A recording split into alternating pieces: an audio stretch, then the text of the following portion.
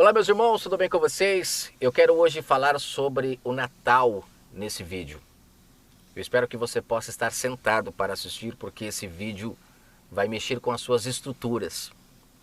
Você vai perceber que tem muita coisa oculta e que tá tudo na nossa cara e a gente, infelizmente, por causa da cegueira, né? Por causa da Babilônia, da prostituta, como eu falei na mensagem de Sansão e Dalila aqui já no canal. Nós somos o Sansão. O povo, a humanidade é forte quando está conectado ao Pai, como Sansão era. Mas só é forte se não beber a bebida da Babilônia e nem comer a comida imunda da Babilônia, como lá na história de Sansão e Dalila isso ficou claríssimo. Quando ele se envolveu com a prostituta, ele perdeu então a sua força, o seu contato com o Pai e foi cegado por ela. E a prova de que estamos cegos é que tudo está tão claro quando a gente começa a enxergar um pouco da verdade. Mas infelizmente, a maioria não enxerga. Tá vendo esse símbolo aqui, ó? Esse símbolo aqui desse porco? Olha que interessante. Um porco deitado em cima de uma plantação, né? Que aqui é representado pelos legumes. E ele está com uma maçã na boca. Gente, a maçã não é o fruto que o sistema tanto fala que representa o fruto que o homem comeu. Não é em si uma maçã, é claro.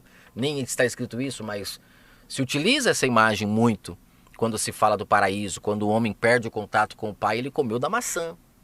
Quando o homem perde o contato com o pai, na parábola do filho pródigo, o Messias não fala que ele vai comer com os porcos.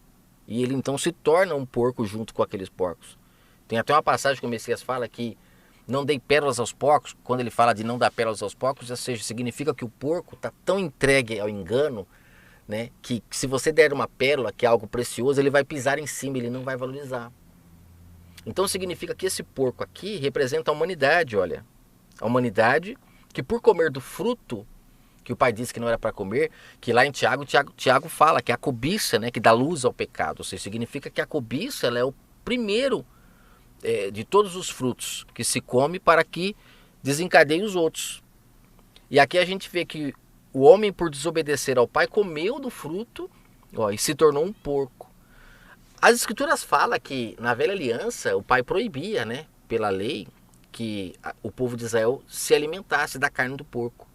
Tanto é que lá em Atos 10, quando o Criador pede para Pedro ir lá falar com Cornélio, Cornélio ele representava, né, o porco. Os gentios era a representação da carne que o povo de Israel não podia comer. Não era em si a carne do porco, mas eram as práticas que o povo gentil praticava. Quando o pai mostra Pedro podendo comer daquelas carnes e dizendo agora vai que eu santifiquei, né? Você pode ir. Não significa que o pai agora aceita as práticas do povo gentil, mas significa que Pedro estava capacitado agora para poder comer daquela carne, que representa beber bebida mortífera, ser envenenado pelas serpentes, mas não sofrer dano algum, né?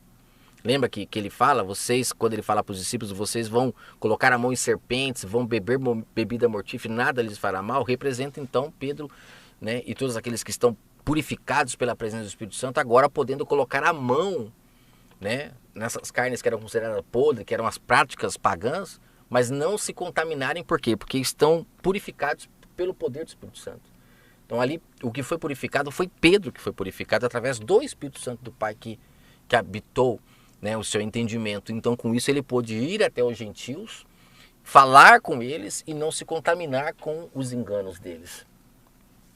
Então é engraçado também nessa imagem que o porco está em cima de uma plantação aqui, né, representado por esses legumes, por essas verduras, e é cheio de fruto em volta. Não representaria um jardim? Essa imagem é um símbolo do Natal. Será que não estão mostrando para nós, através dessa imagem, o que se tornou a humanidade?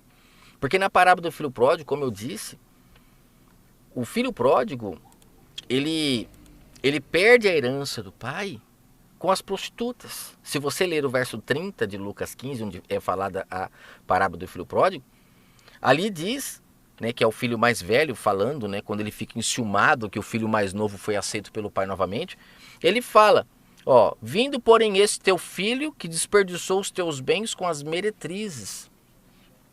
O que é uma prostituta, uma meretriz? É uma mulher que se envolve com vários homens, não tem um homem que é fixo com ela, né? Então ela não tem compromisso com nada. Ela vem, dá o prazer, cobra e vai embora. E se a gente parar para analisar, é assim que a humanidade está. Se envolvendo com um monte de homens que dizem que falam a verdade, mas na grande maioria estão vivendo da herança, cumprindo Marcos 12. Faz parte daquele grupo de pessoas que mataram o Messias e também os seus profetas, como é falado na parábola da vinha. Me mataram o Messias para viver da herança, e muitos hoje que estão lucrando. Por isso que ele falou, como que você vai saber quem é verdadeiro e quem é falso? Quem não cobra para falar a palavra do Pai. Porque ele fala em Mateus 10 para os discípulos, quando ele fala para eles irem anunciar a palavra, lá ele fala, não levem alforjes, porque de graça recebeste, de graça dai. Então aqueles que estão cobrando, não estão dando de graça, primeiro que nada receberam. Provavelmente o que sabem aprenderam em cursos de teologia, escola dominical e tanta coisa. Porque os que recebem a presença do Pai, a sua verdade, não cobram. Essa é a diferença entre quem fala a verdade e quem fala mentira. Quem está ganhando para falar é um mercador da fé, porque aonde tem lucro, como lá na parábola do mordomo infiel, lá o Messias, quando ele está desapossando os líderes religiosos na época, ele fala para eles que é impossível servir a Deus e a Mamon. E ele está falando com quem? Com aqueles homens que foram chamados para levar a palavra do Pai. E eles estavam ganhando, lucrando, servindo a Mamon.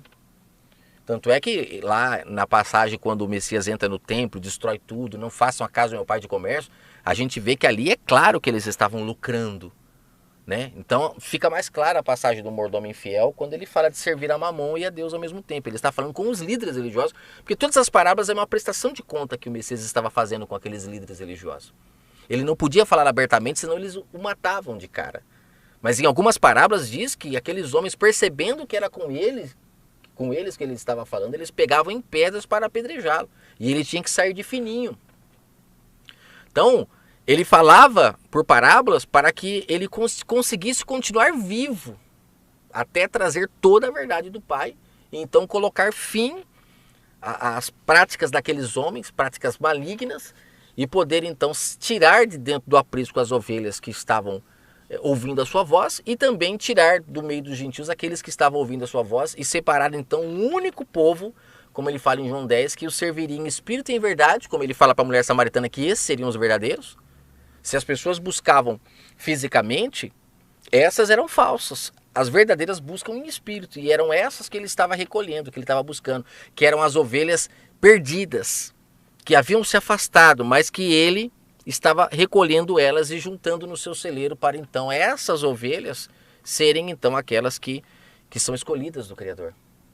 Gente, olha só que interessante que me veio no entendimento agora. Aqui nessa parábola de Lucas 15, o Messias fala algo interessante no verso 17. Eu me lembrei agora aqui, ó. Ele fala assim, ó, que o filho pródigo, caindo em si. O se cair em si é o quê? Ele reconhece, opa, alguma coisa está errado. Aí ele se lembra que na casa do pai tinha abundância de pão. E ele falou, e eu aqui estou perecendo de fome. O que tem a ver isso? Será que nessa parábola o Messias não está realmente trazendo essa luz, como nessa imagem, de que as pessoas, elas perderam o paraíso, se tornaram porcos, se tornaram imundos, porque comeram do fruto por enganos de homens que deturparam a verdade, trouxeram doutrinas de homens, enganos de homens, fermentos, como ele fala em Mateus 15, são árvores que o Pai não plantou, não foram levantadas por ele, como ele fala em João 8, para aqueles homens, naquela discussão que ele teve com eles, que ele chega a chamar eles de filhos do diabo, ou seja, filhos da mentira. Vocês são enganos, vocês estão fermentando o povo. E lá eles falam, nós não somos filhos de fornicação só porque haviam nascido da descendência carnal de Abraão, mas ele fala, até dessas pedras eu posso fazer nascer filhos de Abraão. O que importa não é nascer da descendência física de Abraão, mas filhos espirituais é o que o Pai busca de Abraão. Aqueles que buscam o Pai pela fé como Abraão buscava. E a gente percebe que aqui em Lucas 15, fala que ele caiu em si. Esse momento não representa o momento onde as pessoas estavam ouvindo o Messias e começavam a perceber que o que ele falava fazia sentido. O momento em que ele estava tirando as ovelhas do aprisco. O filho pródigo representa as ovelhas perdidas que se afastaram do pai pelos enganos, que foram comer lavagem com os porcos, que foram comer dos enganos da Babilônia com a prostituta, com homens mercadores da fé, que deturparam a verdade do pai. Só que diz o texto que esses homens caem em si. Representa um momento em que o povo de Israel começa a acordar, começa a perceber que eles estavam sendo enganados. Havia fome onde eles estavam. Eles precisavam era buscar o Pai em espírito e em verdade, porque foi isso que ele falou para a mulher samaritana, em espírito e em verdade. Que a comer o pão significa isso. Tem até cão guloso que fala que voltar a comer o pão na casa do Pai é voltar para o templo religioso. Não! É buscar o Pai em espírito e em verdade, porque foi isso que ele falou para a mulher samaritana fazer. Ele não falou para a mulher samaritana ir para o templo. Ele não falou para a mulher samaritana ir para o monte. Ele falou para ela que ela tinha que buscar em espírito e em verdade. Só assim ela seria verdadeira e separada dos falsos. Porque os falsos buscam ao Pai na carne, que representa justamente as pessoas que estão no paraíso, mas carnais, porque não ouvem a voz do Pai. E é por isso que vivem entre choro e ranger de dentes. Fortíssimo isso. É interessante esse assunto, porque a prostituta em espiritual representa então todas as pessoas que não têm compromisso com a verdade e ficam se relacionando com o povo, e o povo principalmente que vai atrás dessas prostitutas, até porque, assim como no mundo físico as prostitutas elas são sensuais, elas chamam a atenção pela sua maquiagem, pelo seu corpo, né, a sua voz, assim também é o sistema da Babilônia, a religião.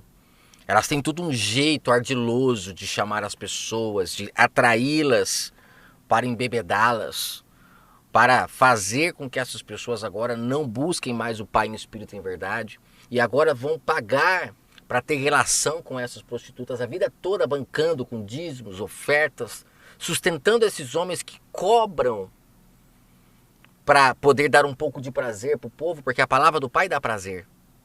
Mas eles cobram para dar esse prazer, indo contra o que o Messias ensinou para dar de graça o que de graça receber. Eles cobram.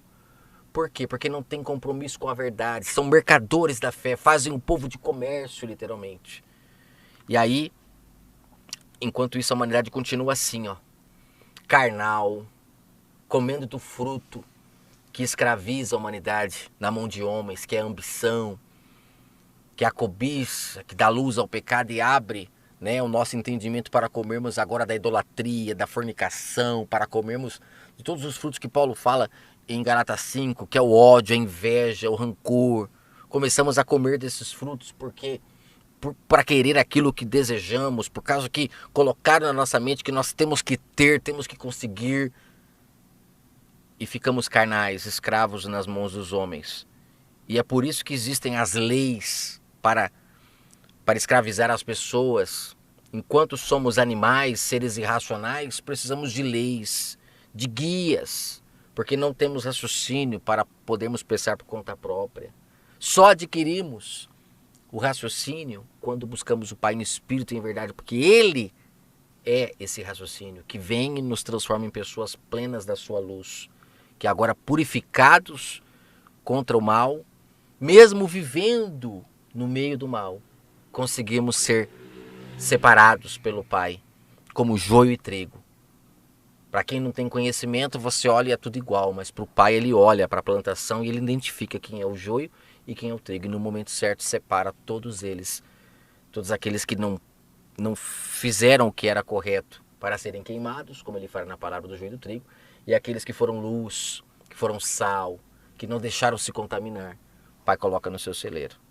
Eu vou gravar a segunda parte dessa mensagem sobre o Natal, porque nessa primeira parte eu quis falar sobre essa simbologia, em como estamos, né? Estamos carnais, comendo do fruto que mata o tempo todo, por causa das prostitutas, por causa de estarmos comendo com os porcos, dos enganos. Mas, quem sabe nessa segunda parte que eu vier a gravar, eu vou falar um pouco sobre essa comemoração no dia 25, né? Que muitas pessoas já sabem que não se comemora nem de longe o nascimento do ungido. E nós, como seres espirituais, não devemos estar preocupados com o nascimento físico dele aqui na Terra. mas sim com o nascimento espiritual. Se tivermos que comemorar, temos que comemorar o nascimento do Espírito, que foi para isso que ele veio, para ressuscitar espiritualmente, para que nós pudéssemos também agora morrermos com ele, como Paulo fala em Romanos 6, e ressuscitarmos também com ele, para praticarmos as boas obras para a qual ele nos comprou através de sua palavra, nos limpando através de sua palavra. Um forte abraço e até a parte 2, assim que possível gravarei. Até mais.